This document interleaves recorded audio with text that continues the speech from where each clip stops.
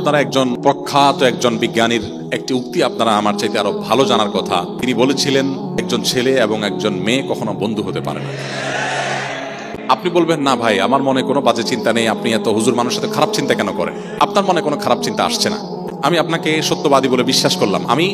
আপনি অসুস্থ আমি এটা মনে করলাম না, আমি মনে করলাম আপনি সুস্থ, বাট আপনার মনে খারাপ কোনো চিন্তা আসছে না। এই না আসাটা এটা চূড়ান্ত না। একটা সীমিত সময় পর্যন্ত হয়তো আপনার মনে খারাপ কিছু আসছে না, কিন্তু একটা সময় আসবে। আল্লাহ রাব্বুল আলামিন নারী পুরুষকে একজন আরেকজনের প্রতি আকৃষ্ট হবে সেভাবে সৃষ্টি করেছেন। সৃষ্টি এভাবে, প্রকৃতি এভাবে। অতএব আপনি এখানে যদি ভালো সাজার চেষ্টা করেন যে না আমার মনে খারাপ কোনো চিন্তা আসে না, তাহলে আপনার ডাক্তার দেখানো দরকার। আপনি যদি বলেন যে আমার খারাপ কোনো চিন্তা আসে না, তাহলে হয় আপনি মিথ্যাবাদী আর না হলে অসুস্থ, দুটার একটা। আপনাকে অবশ্যই মানতে হবে যে আপনার মনে বাজে চিন্তা আসতে পারে, এই মুহূর্তে নাই, আমি সেটা মানতে পারি, কিন্তু আপনার মনে কখনো বাজে চিন্তা আসবে না, কখনো খারাপ চিন্তা আসবে না। না আপনি মনে করেন যে একটা ছেলে একটা মেয়ে খুব ভালো বন্ধু হতে পারে, সেখানে বা এই জাতীয় কোনো জিনিস মাথায় আসবে না, এটা মিথ্যা কথা, এটা কখনো সত্য হতে পারে না। আল্লাহ ভাবে সৃষ্টি করেন নাই, প্রকৃতি ভাবে করে নাই। হ্যাঁ, আপনি বলতে পারেন যে ভাই আমি মনে মনে বাজে চিন্তা করব, মুখে তো কিছু বলবো না। মনে রাখবেন, এখানেই ইসলামী শরিয়ার সৌন্দর্য প্রকাশ হয়। পৃথিবীর সমস্ত সভ্যতা এবং সকল সমাজ বলবে একজন নারী, তার প্রতি তুমি অন্যায়ভাবে হাত বাড়াবে, তুমি অবশ্যই অপরাধী, তোমাকে বিচার করতে হবে, তুমি লম্পট, তুমি চরিত্রহীন, 100 বার বলবে।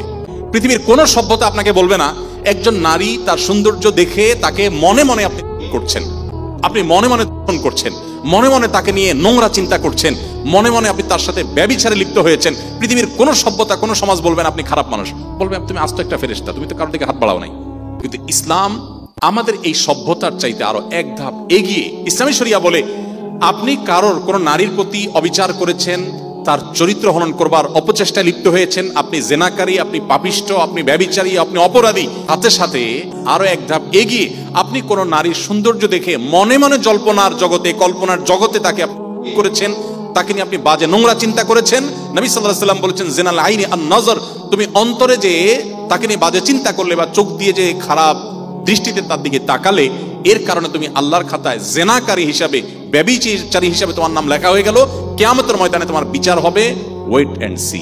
ভাইরা আমার, ইসলাম আমাদেরকে যে সুমহান জীবন ব্যবস্থা দিয়েছে, এটার বিপরীতে বহু এক্সপেরিমেন্ট পশ্চিমারা করেছে, পৃথিবীর বিভিন্ন দেশ বিভিন্ন সভ্যতা করেছে।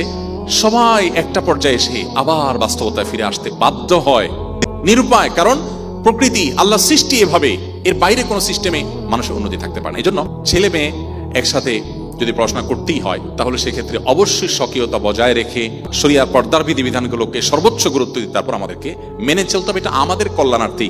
এটা মেনে চললে যে আল্লাহর কোনো লাভ তা না, আমাদের সুবিধা, আমাদের লাভ, আমাদের সামাজিক শান্তি শৃঙ্খলা এগুলো বজায় থাকবে।